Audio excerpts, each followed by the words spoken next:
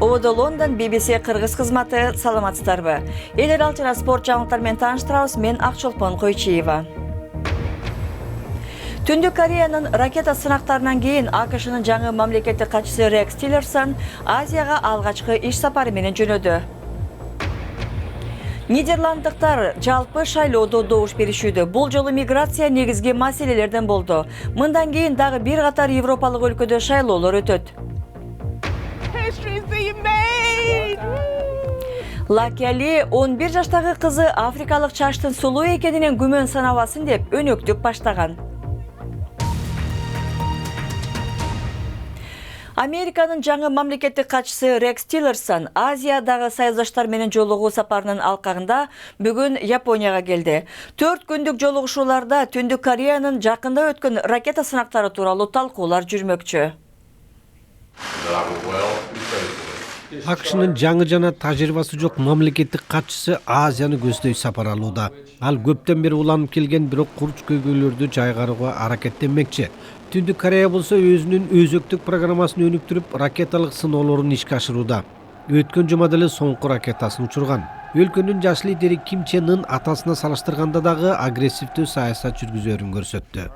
АКШнын мурдакы президенти Обама Трампка Түндүк Корея анын эң катаал эл аралык көйгөй экенин жана ал Иран маселесинен дагы курч экенин эскерткен жайы бар.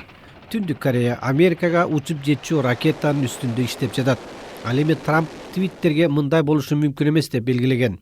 Эң радикалдуу чечимдердин бири Түндүк Кореянын курал системасына каршы соккуруу, бирок бул кадам согуш башташы мүмкүн. Экинчи жол Түндүк Кореянын лидери менен мунаса таап келишимге кол коюу. Президенттик өнөктүк учурунда Трамп Ким Чен Ын менен сүйлөшүүлөрдү өткөрүүгө даяр экенин айткан. Бирок ага чейин Түндүк Корея өзөктүк куралдарын өткөрүп бериши керек деген шарт коюлган. Адистердин көбү Пхеньян ага эч качан барбайт деп ишенет. Андан тышкары санкцияларды күчөтүү жолу дагы бар. Бирок санкцияларды ишке ашырууда Кытайдын колдоосу маанилүү. Учурда Бейжин Түндүк Кореянын негизги экономикалык өнөктөшү катары саналат. АКШнын мамлекеттик катчысы Тиллерсон Түндүк Корея боюнча Кытай менен мунаса табууга басым жасайт. Арине ал оңой болбойт сыяктуу. Бейжин АКШнын Түштүк Кореяда ракеталарга каршы системаны орнотуу долбооруна нааразы болгон. АКШ бул система Түндүк Корея жараткан коркунучка каршы колдонулат деп маалымдоодо. Бирок Бейжин айтылган система Кытайдын аскердик күчтөрүнө коркунуч жаратат деген пикирде. Чөлкөмдөгү дипломатиялык абалдагы курчтурат. Бирок мунаса табылбаса, анын кесепети аймактагы тынчтыкка сокку болору бышык. Нидерланддыктар бүгүн жалпы шайлоодо добуш беришүүдө. Бул жолку шайлоо өнөктүгүндө миграция маселеси үстөмдүк кылды. Өзгөчө ашынган оңчул талапкер Геерт Вилдерстин Эркиндик партиясына көңүл кадалды.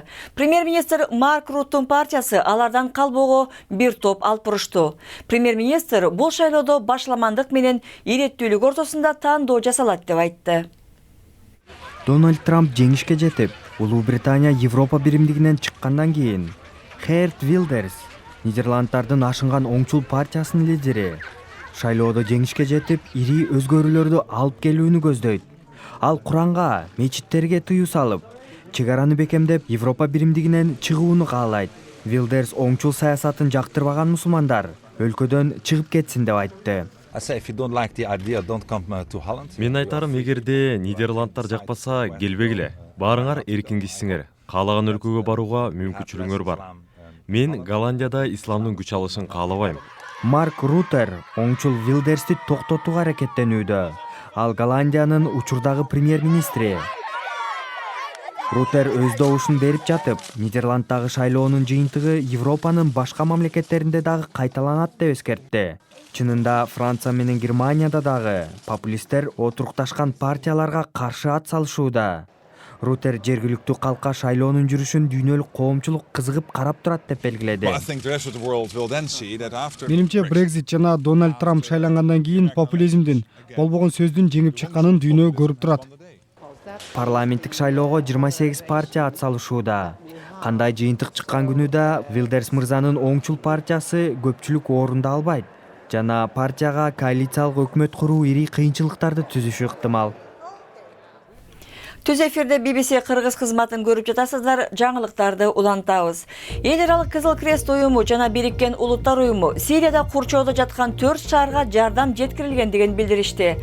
Ноябрь айынан бери биринчи жолу жалпысынан 60 миңдей адам азык-түлүк жана дары-дармек менен камсыздалууда.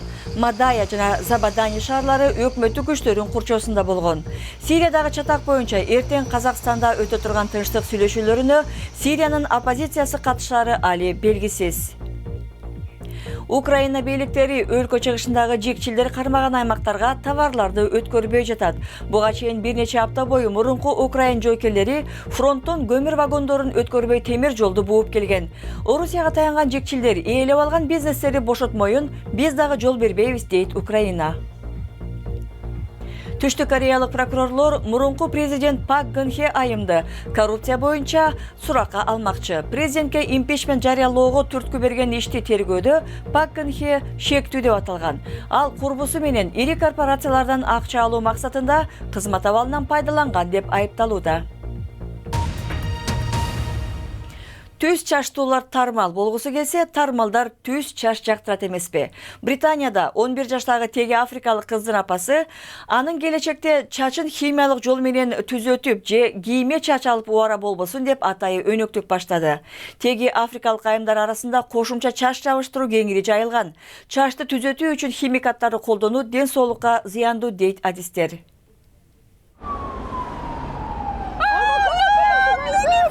Афра аттуу чач жасалгасын даңазалаган жарнама тактасы. Аялдарга парик же химиялык заттарды колдонбой эле табигый чач менен жүрүүгө шык берет. Лукиянын жарнама тармагында тажрыйбасы жок. Бирок ал айтылган тактанын олуттуу мааниси бар деп белгилейт. Мага бул өнөктүктү жүргүзүүгө менин кызым шык берди. Себеби мен ал өзүнүн сырткы келбетин жакшы көрүп чоңоюшун каалайм. Анткени учурда көптөгөн кыз келиндер жасалма чачтар менен жүрүшөт. Кызым чачым жаман деп ойлошун каалабайм.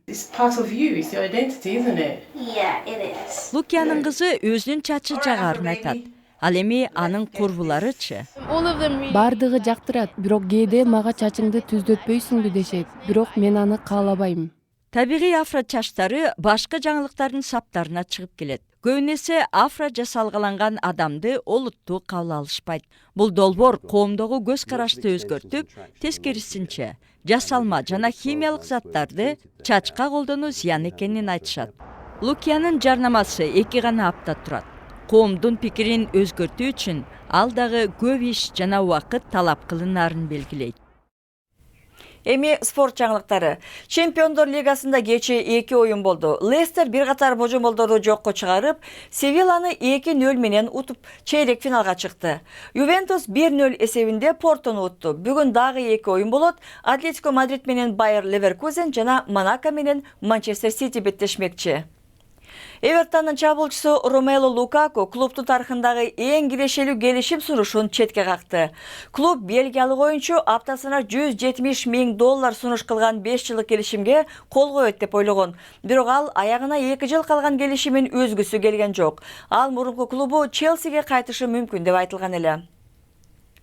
Роджер Федерер жана Рафаэль Надаль быйылкы Австралия чемпионатында болгондой, Индиан Уэллстеги ачык чемпионаттын 4-чү айланпасында беттешмекчи. 5-чи ракетка болгон Надаль испаниялык Фернандо Вердаканы уткан, швейцариялык Федерер болсо америкалык Стив Джонсонду утту. Федерер январь айында 18-чи жолу чоң шлемди утуп алган. Жаңылыктардын соңунда эс алуу десе көпчүлүк деңизде сүзүүнү элестетет. Ал эми музда сүзүүгө кандай карайсыз? Швециядагы Каликс архипелагына музда сүзөбүз деп келген туристтер көбөйүп жатыптыр. Туристтер муз менен карда моокуму канганча ойноп алып, айрымдары атайы кийимчен сууга дагы түшүп чыгышат экен.